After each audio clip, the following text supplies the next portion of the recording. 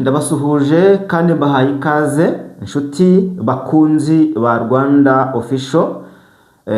Twongeye kubaha ikaze mu makuru mashya agezweho muri iki gitondo. Turi mu gitondo cyo kuri wa gatanu ku itariki 7 z'ukwezi kwa kabiri 2025. Tuboneyeho no gusuhuza abantu badukurikira bari hirya no hino ku isi mu bihugu bitandukanye. Hari abari i Burayi, hari abari ku mugabane wa Amerika, hari abadukurikira bari ku mugabane wa Aziya, inshuti zacu nyinshi ziri ku mugabane wa Afurika, yaba mu gihugu cy'u Rwanda, mu gihugu cy'u Burundi, abantu mudukurikira muri mu gihugu cya Kongo. Rwose namwe tuba dukomeje kugenda tubazirikana, ariko nanone tuyihanganisha ndetse tunifatanya n'abari mu kababaro cyangwa se n'ababuza babo, abantu mbega baba barikomeje kugenda bahura n'ibibazo bitandukanye. Mwese rero ntabwo twabibagirwa, tugira tuti Imana rwose ibafashe. Ni ngewe mwenyewe rero kandi nagarutse nkuko bisanzwe, tubana buri munsi ku batari bamenyereye. Ni ngewe rwose twabaye mu bihe byashize kandi ubundi dukomezanyije nkuko nabibabwiye no ku munsi w'ejo. Rero amakuru yo n'ubundi ntabwo twagiye kure, n'ubundi tuzakomeza kuyabagezaho nkuko twabyemeje, kandi ukuri niko tugomba gushyira hejuru. Abantu rero mwandike muri komenti, abantu rwose mutulayikinge, musharinge amakuru yacu abashe kugera kure nkuko twabanye mu bihe byashize. N'ubundi turakomezanya kandi ndumva nta kigomba guhinduka, n'ubundi amakuru tuba tugomba kuyabagezaho nkuko twabyemeje 5 kuri 5. Rero dufite amakuru menshi cyane, cyane ku mpinduka zikomeje kugenda ziba muri iki gihugu cya Kongo. Ubu noneho ibintu byahinduye isura, cyane ko noneho inyeshyamba z'umutwe wa M23 zanze gusiga umujyi wa Goma, ariko hagiye kuba icyo bita intambara ikomeye cyane muri uyu mujyi wa Goma. Mu minsi yashize izi nyeshyamba zabwiye abaturage ko bagomba gutahuka bagasubira mu byabo, ariko twabonye minisitiri w'ingabo z'igihugu cya Kongo abuza abantu kwinjira mu mujyi wa Goma cyangwa se abuza abantu gutaha. Bisa nkaho rero hariya Kongo hari ikintu yateguye gikomeye cyane gishobora kuba muri wa mujyi wa Goma. Ariko nanone M23 nyuma yo gushyiraho guverineri w'intara Kivu y'Amajyaruguru nk'uko leta nayo yari yabikoze, yamaze gushyira abandi bayobozi batandukanye muri uriya mujyi b'amakomine. Iki nacyo ni ikindi kintu gikomeye cyane kigaragaza yuko leta ya Kongo Kinshasa idashobora kwemera gutakaza uyu mujyi wa Goma. Buriya leta ya Kongo Kinshasa yavuze ati uriya mujyi wa Goma nuramuka ugiye nta kindi kintu tuzaba dusigaranye, tuzaba twemeye gutsindwa. Hagati aho ngaho uyu mutwe w'inyeshyamba za 23 none ibyo wakoze rwose biteye ubwoba ndetse biteye agahinda. Ibihugu bigize umuryango wo mu majyepfo ya Afurika SADC bisa nkaho byatangiye kugira ubwoba, bisa nkaho byatangiye kugaragariza Kongo yuko urugamba kururwana ari kimwe, ariko no kurutsinda ari ikindi. Ku ikubitiro wenda turaza kugaruka ku cyatumye ingabo z'ibihugu byo mu majyepfo ya Afurika SADC bivana abasirikare babyo muri iki gihugu cya Kongo. Uwitwa rero Lazarus Chakwera, uyu nguyu ni perezida wa Afurika y'Epfo, ni perezida wa Malawi. Uyu nguyu yamaze guhamagara ingabo ziri mu gihugu cya Kongo kuva kuri buriya butaka, kandi twari tuzi yuko ari zo ngabo zigize SADC ziri gufasha FARDC kurwanya cyangwa se guhangana n'umutwe w'inyeshyamba za M23.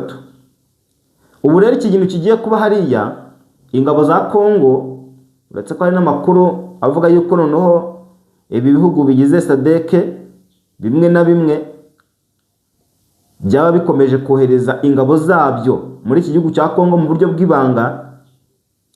Ariko none akaba ari nyuma yuko uyu mutwe w'inyeshyamba za 23 ukomeje kugenda ugaragaza icyo twakita amayeri, kuko izi nyashyamba nyuma yo gutangaza yuko zitazafata umujyi wa Goma kandi zikaza kuwinjiramo neza ku buryo busesuye, zikanawuhigarurira, zigafata n'ibice by'ingenzi, uyu mutwe ntabwo wahagaze. Ubu ngubu muri Kivu y'Amajyepfo hari ibice bitandukanye, muri teritwari ya Karehe ndetse n'ikigo cya gisirikare cya Kavumu. Aha ngaha hariho ikibuga cy'indege. hari ikibuga cy'indege mpuzamahanga cya Kavumu. Gufata kiriya kibuga cy'indege byototera kwegera Uburundi, kandi none bikototera gufata Kivu y'Amajyepfo ndetse na Kivu y'Amajyaruguru. Bivuze ngo M23 ahangaha ishobora kuzaba yamaze gukora igisa na balkanization. Buriya nubwo uyu mutwe uvuga yuko witeguye kwinjira hari Kinshasa, ariko aba barwanye kugaragaza ko bafite gahunda yo kwinjira Kinshasa ni gahunda bagaragaza ko bafite ndende, ariko ubundi M23 nta gahunda ifite yo kugira Kinshasa. Ibi ngiye nababwiye ni M23 ntago ifite gahunda yo kugira Kinshasa, ahubwo izi nyeshyamba umunsi zafashe Kivu y'Amajyepfo ndetse na Kivu y'Amajyaruguru. Ngira ngo murabona yuko ibi bice inyeshyamba za M23 zabanje gufata hariya cyane cyane mu mujyi wa Goma, gushyiraho abayobozi nta kindi kintu bivuze, ni ugushyiraho uburyo bwa security ihagije ku buryo n'abaturage bayiyumvamo, ntihagire n'umuntu n'umwe uzaza kugira icyo cyangwa se agira aho yahera amenera kugira ngo yinjire mu mujyi wa Goma nk'ugize guverinoma ya Kongo. Kuko ngubu M23 kwanza yamaze gukora icyo bita gushinga leta yayo, kuba yamaze gushyiraho abayobozi b'umujyi wa Goma, kuba yamaze gushyiraho guverineri w'intara Kivu y'Amajyaruguru. Mwibuke neza yuko leta ya Kongo Kinshasa nayo yaramaze gushyiraho abayobozi nyuma yuko General Peter Chirimwami yaramaze gupfa, bahise bashyiraho bita Kakule. Uyu nguyu niwe bashyizeho, yaramaze iminsi ari gukora muri abice byo muri Benin, yaramaze iminsi ari muri abice bya Benin, ndetse n'inama nyinshi zagiye zikorwa yagiye azikora mu rwego rwo kongera ingufu abasirikare kugira ngo babashe kurwanya uyu mutwe w'inyeshyamba za 23. Ariko izi nyeshyamba nazo zakomeje kugenda zigaragaza icyo twakita imbaraga nyinshi ndetse n'umuhate. Uyu mutwe wenda hari ibihugu byinshi bikomeje kugenda biwotsa igitutu bavuga bati muve mu bice byose mwamaze gufata ndetse no gusubira inyuma. Ibyo M23 rero itigeze igaragaza yuko ishobora kuba yabikora. Ntabwo uyu mutwe wigeze ugaragaza yuko ushobora kuba wasubira inyuma cyangwa se ngo utitizwe n'igitutu cy'amahanga. Ngira ngo kubiza inyeshyamba kimwe mu byatumye zidashobora gutinya harimo kuba zarafashe uyu mujyi wa Goma cyangwa se zarawinjiyemo, harimo izi ngabo z'amahanga. Ngabo z'amahanga nabonye hariya bamwe mu basirikare bahungiye mu gihugu cy'u Rwanda bavuga ati rwose izi ngabo nizo zadutereranye, nizi ngabo nizo zatumye uyu mujyi wa Goma ufatwa, ndetse kandi tutanibagiwe na bamwe mu basirikare ba FARDC ba officier. Ahangaha ngira ngo yaravuga ati rwose twahawe amabwiriza yo kujya ku kibuga cy'indege, abasirikare ba FARDC bose bahawe amabwiriza yo kujya ku kibuga cy'indege barahirundira. Umugabo yaravuga ati rero urebye strategy y'urugamba n'uburyo bafashe umujyi wa Goma n'uburyo aba ofisiye batubwiye kujya kwirundira ku kibuga cy'indege, ni ibintu byagaragazaga ko tutashoboraga kurwana uko byagenda kose. Ibi ntabwo byashoboraga gutuma FARDC irwana, ariko si n'ubwa mbere twabonye habamo ubu buryo, kuko no mu minsi yashize mu mwaka washize twagiye tubonamo FARDC habamo icyo bita abagambanyi. N'ubu ngubu igisirikare cya Kongo ntabwo gishobora kubura abagambanyi. Abasirikare bifashishije bo ku bwa Kabila nibo benshi bavuga ko ngo bo bakunze gukoreshwa cyane n'amafaranga cyangwa se gutunga amafaranga, uretse ko nabonye abasirikare benshi bahariya muri Kongo rwose ikintu kijyanye n'ubugambanyi ni ibintu byabo kabisa. Ngira ngo murabyibuka hariya abarundi bakinjira muri kiriya gihugu cya Kongo habaye icyo bita ubugambanyi bukomeye cyane, kandi bwatumye ingabo z'abarundi nyinshi zipfira hariya ku butaka bwa Kongo. Ni nayo mpamvu uriya Perezida Neva atajya ava kwizima nawe nk'umusirikare avuga ati nubwo uyu munsi wenda twatsinzwe cyangwa se twatakaje abasirikare, ariko ejo natwe dushobora kuzagira gute, dushobora kuzabivugana. Hagati aho rero impande nyinshi zikomeje gutakaza abasirikare, yaba ku ruhande rw'inyeshyamba zo mu 23 hariya muri biriya bice byo muri teritwari ya Karehe muri Kivu y'Amajyepfo aho bari kwinjira. M23 gukoresha ibitero shuma nibyo bari gukomeza gukoresha mu buryo bw'ubwenge. Mu mujyi wa Goma rero naho hari ubwicanyi bukomeye cyane. Ubu bwicanyi buri kubera mu mujyi wa Goma, ubu ngo amakuru yamaze kumenyekana ko buri gukorwa mu rwego rwo kugaragaza isura mbi y'ibikorwa by'inyeshyamba z'umutwe wa M23. Ubu bwicanyi bukomeje kuba hariya muri uriya mujyi wa Goma ni ubwicanyi buri guhesha isura mbi abarwanyi b'inyeshyamba z'umutwe wa M23. Mbese amakuru yamaze kumenyekana ni uko ubu bwicanyi buri kwitirirwa izi nyeshyamba, bavuga bati nubwo uyu mutwe wamaze kwinjira cyangwa se gufata umujyi wa Goma, ariko ibikorwa by'ubugizi bwa nabi biracyakomeje. Kuba rero ubu bwicanyi bukomeje kuba kandi inyeshyamba z'uyu mutwe arizo zihari, ni ukuvuga ngo ni ibitero shuma bya FARDC bikomeje kuza, bikomeje kuhagabwa, na cyane cyane ko hariya muri ziriya nkengero z'umujyi wa Goma hari abazerendo benshi bakomeje kuhaza bakica abaturage, bagakora ibikorwa by'iterabwoba. Ibi ngibi MONUSCO nayo ikomeje kugaragaza yuko ari imbaraga cyangwa se ari ibikorwa by'ubugizi bwa nabi bikorwa n'abarwanyi b'umutwe w'inyeshyamba za M23. Iki kintu nacyo mu gitekerezeho cyane, kuko ni nka tekinike ingabo za Kongo ziri gukoresha mu rwego rwo guhindura isura mbi cyangwa se kugaragaza isura mbi ku ruhande rw'ingabo za General Makenga. Bavuga bati ko bavuga yuko barwanira uburenganzira ariko n'umutekano ku baturage.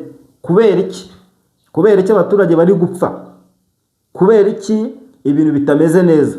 Ahangaha rero navuga yuko ari nk'isura mbi cyangwa se ari uburyo ngo bwo kugaragaza yuko uyu mutwe abaturage batafite umutekano usesuye cyangwa se uhagije, nk'uko M23 bavuga yuko biri mu nshingano zayo zo gucunga umutekano ndetse no kubarinda. Kavuga ati rero ngo niba aba barwanyi aho bageze hose n'ubundi umutekano muke ugaragara, bigaragaza ko ntacyo barwanira kandi ko n'ubundi byo biyemeje batari kubigeraho.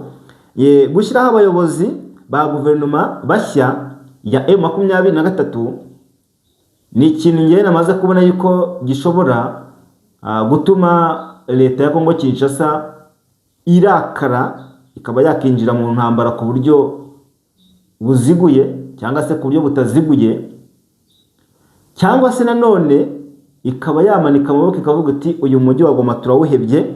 Uretse ko nanone guheba umujyi wa Goma ari nako bazaheba na Bukavu. Kuva guheba cyangwa se kureka umujyi wa Goma ukagumanwa n'inyeshyamba z'umutwe wa M23, ni nako bazaheba n'ibindi bice. Umurwa mukuru w'intara Kivu y'Amajyepfo ni Bukavu, kandi hariya muri Bukavu amakuru izi nyeshyamba zamaze kuhazenguruka. Nuvuga ngo twebwe twagiye tubabwira tuti buriya hari ibintu biba ariko hakamenyekana ingaruka z'ibyabaye. Rimwe na rimwe hari abarwanyi b'uyu mutwe w'inyeshyamba za 23 bakora ama operation ariko bakayakora mu buryo bw'ibanga. Abangaba bakunze gukora ama operation mu buryo bw'ibanga, none abantu bakajya gushiduka, ahubwo aya ma operation asa nkaho ari muri finale. Haburi uyu mujyi wa Goma ngira ngo twanabigarutseho tuvuga tuti uburyo wafashwemo ni uburyo bwagizwemo uruhare na ziriya ngabo nyinshi zari zihari. Ingabo za SADC zari mu mujyi wa Goma zirisake, MONUSCO yari hari, aba bacancuro bari bahari, ariko ntabwo tugize tubona barwana n'umunsi n'umwe. Niyo mpamvu twagiye tugaruka mu biganiro byashize tukavuga tuti ubundi iyi ntambara yo muri Kongo ni intambara isa nkaho iba yamaze gupangwa, cyane ko dukunda kubona propaganda nyinshi zikoreshwa. Twabonye Kongo igura ibikoresho bihambaye mu bihugu bikomeye birimo Turkiya, igura ibikoresho mu Burusiya ndetse no mu Bushinwa. Ibi bikoresho byinshi ntabwo byigeze biza hano ku rugamba, hano muri Kivu y'Amajyaruguru ntabwo twabibonye pe, ntabwo twabibonye, kuko twagiye tubona drone CH4 ndetse na CH5 nubwo zimwe zaguye zarashwe, ariko hari icyiciro cya kabiri gishobora kuba cyaraje ariko kitigeze kiza ku rugamba. Ni ukuvuga ngo rero gukoresha ingufu nyinshi kw'igisirikare cya Kongo byagombaga kugira ingaruka cyane, nk'uko nayo bivugaga yuko baturage kandi ishinzwe cyangwa se igomba kurinda. M23 rero yo ikunda gukoresha systeme cyangwa se uburyo bwo kurwana, ariko nanone ikarwana icyambere igomba gukora no kwinjira mu baturage. Buriya biriya bice byinshi byabereyemo imirwano muri Sake, iriya migi cyangwa se amasantire yagiye afatwa muri teritwari ya za Masisi, ibi bice byinshi byagiye bibiramo imirwano, ariko buriya biterwa n'imirwanire, kuko buriya ingabo za General Makenga urugamba zirwana zizi kurwanira cyane mu baturage, kandi zigakoresha intwaro ziciriritse mu gihe ziri mu bice birimo cyangwa se bituyemo cyane. Ibi nabyo byagiye bifasha aba barwanyi, na cyane cyane ko buriya strategy y'urugamba ziba zitandukanye. Abarundi bajya kurwana cyane nk'umutwe w'inyeshyamba za 23 twagiye tubona mu bice byinshi bagiye babategamo ambushi, ariko izi nyeshyamba za 23 uburyo zaje kugaruka zikoresha uburyo buhambaye nibwo bwatunguranye cyane, bituma ingabo za Kongo ndetse n'abarundi batsindwa, kuko uyu mutwe w'inyeshyamba za 23 ahanini bakomeje kugenda bavuga bati uyu mutwe ntabwo ubaho, bavuga bati ntabwo ubaho, kandi kugeza n'ubwo baravuga bati izi nyeshyamba ntabwo zibaho. Bakomeje bavuga bati izi nyeshyamba ziterwa inkunga n'ibihugu by'ibituranyi cyane, bakavuga bati u Rwanda nibwo bwa mbere rutungwa agatoki mu miryango mpuzamahanga mu bihugu bikomeye. U Rwanda rwo rukavuga ruti aho twebwe duhangayikishijwe cyane n'umutekano wacu, cyane cyane ko imikoranire iri hagati y'inyeshyamba z'umutwe wa FDLR n'ingabo z'igisirikare cya Kongo ihangayikishije u Rwanda, mu gihe Kongo ivuga iti M23 niyo ikomeje gukora amakosa menshi, kandi uyu mutwe ntabwo ubaho. Ngira ngo no muri raporo y'impuguke za Loni hagiye hagaragara yuko M23 ishyigikiwe cyangwa se igaterwa inkunga n'ibihugu by'ibituranyi birimo Uganda ndetse n'u Rwanda, ariko u Rwanda rwo rukavuga ruti ahubwo iriya FDLR isi yose irayizi, MONUSCO irayizi, ni umutwe w'iterabwoba, ntabwo wakabaye ukorana na leta ya Kongo mu buryo bweruye, noneho bagatangaza yuko biteguye gukuraho ubuyobozi bw'u Rwanda cyangwa se biteguye guhungabanya umutekano w'igihugu cy'u Rwanda. Ibi nabyo byagiye byirengagizwa kenshi, nayo mpamvu buriya hagiye habaho inama zigiye zitandukanye. Ariko none hagati aho ngaho nyuma y'uko hari hashize iminsi hari umwuka mubi hagati y'u Rwanda ndetse na Repubulika Iharanira Demokarasi ya Kongo, kugeza n'ubu uyu mwuka mubi ntabwo wavuyeho. Abantu bataza kugira ngo wenda haje kubaho ibiganiro, ariko ibiganiro bishobora kuzahuza ibi bihugu bitegerejwe, ibihugu bigize SADC ndetse n'ibihugu bigize akarere ka Afurika y'Uburasirazuba EAC. Bisa nkaho ari wo mwanzuro wa nyuma ushobora kuzagaragara muri bibazo biri muri aka karere ka Afurika y'Uburasirazuba. Hakabaho kurwana kw'ibi bihugu cyangwa se hakabaho gukemura ikibazo mu buryo bwimbitse. Ariko mu gukemura ikibazo mu buryo bwimbitse, byanze bikunze ni ugucikamo ibice cyangwa se kwigenga kw'intara Kivu y'Amajyaruguru. Ngiye nk'uko mbirebesha amaso yanjye,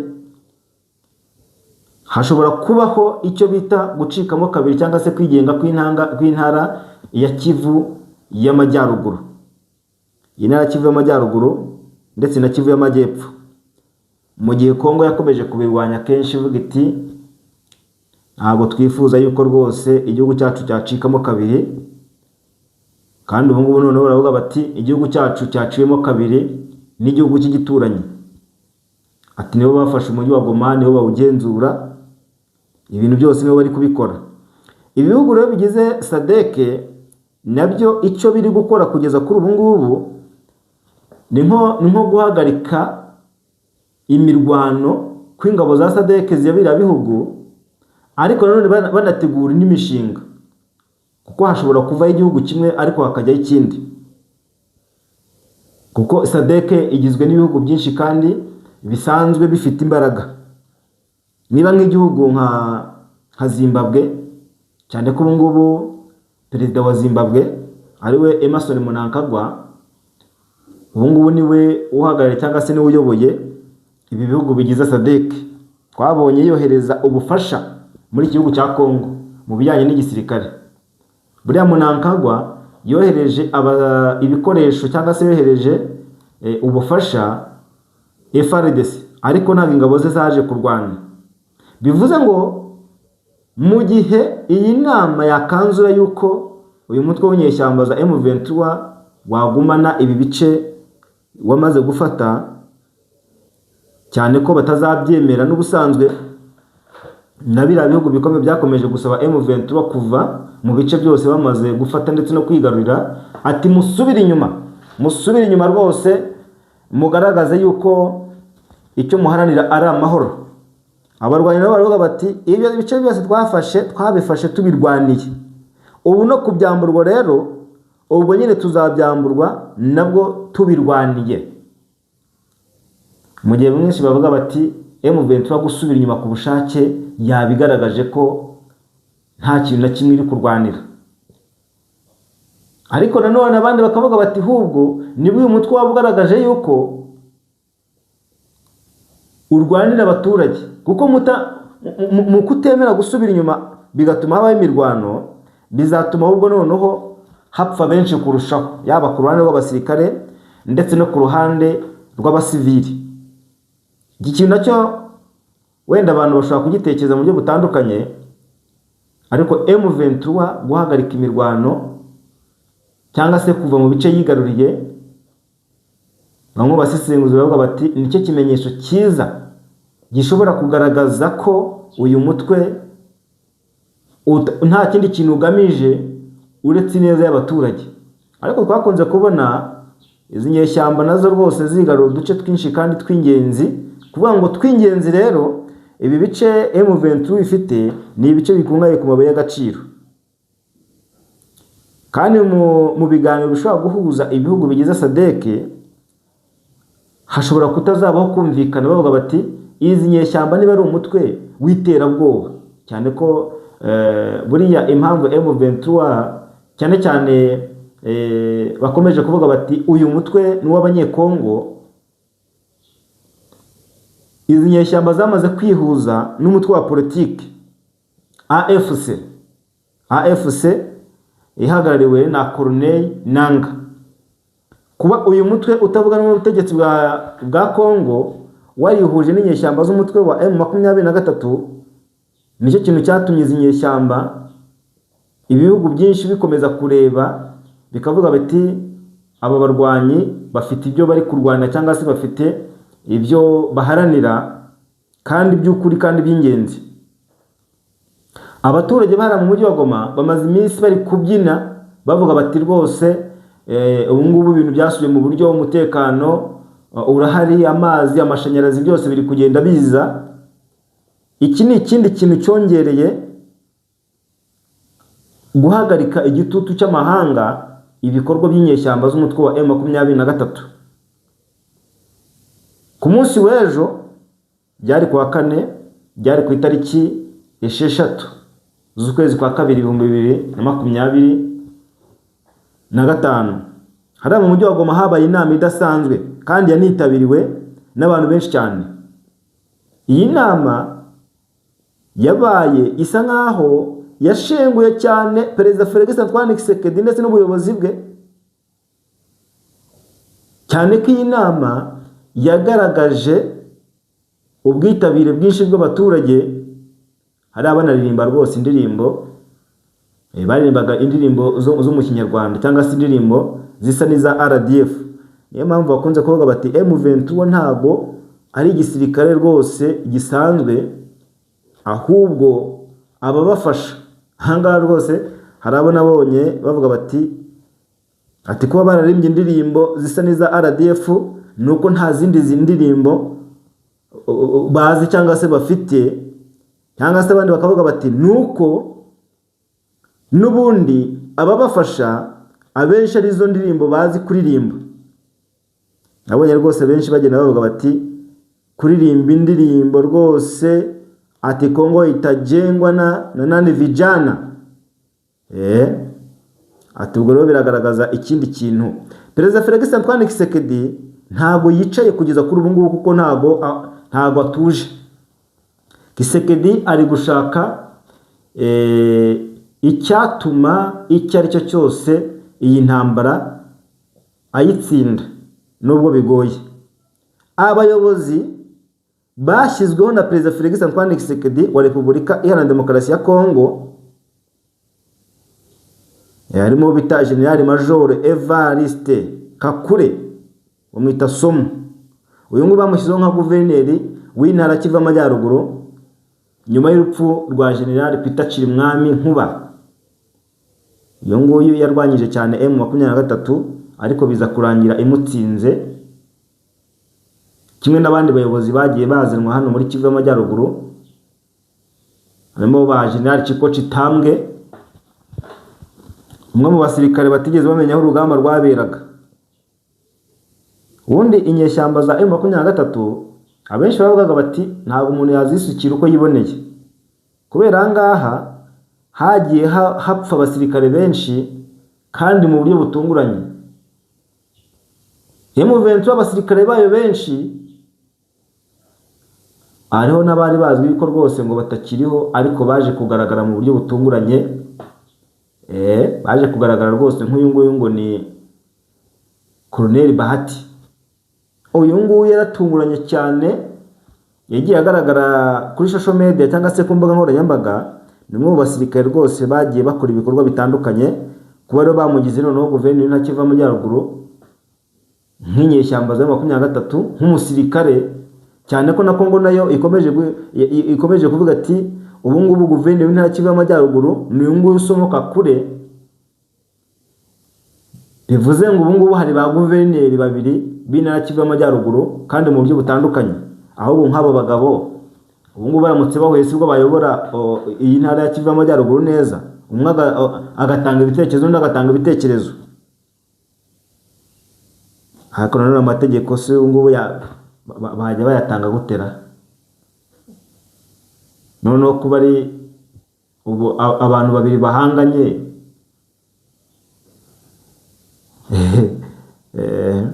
biragoye cyane gutsindwa kwa M23 ikasohoka mu mujyi wa Goma. Muri yashize hari icyo bita igitutu gikomeye cyane, bavuga bati M23 isubira inyuma ive mu bice yafashe.